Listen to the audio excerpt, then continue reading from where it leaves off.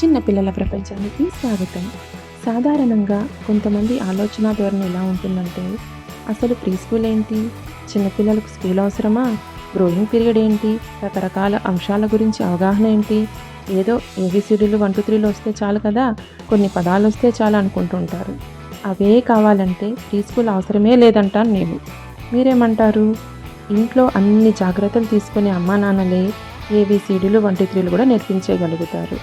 లేదు, ఒకటి స్క్రీన్ ముందు కూర్చుంటే కూడా పిల్లలైనా నేర్చుకోగలుగుతారు.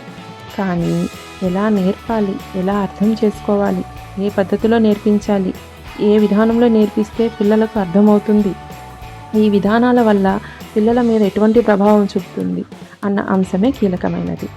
ఇదే విధంగా చదువుతో పాటుగా ఇండివిజువాలిటీ, తోటి పిల్లలతో కలిసిపోవడం, కొత్త వారితో పలకరింపులు, ఇలా రకరకాల అంశాల గురించి అవగాహన తెప్పించే ప్రదేశమేనండి ఈ ప్రీ స్కూల్.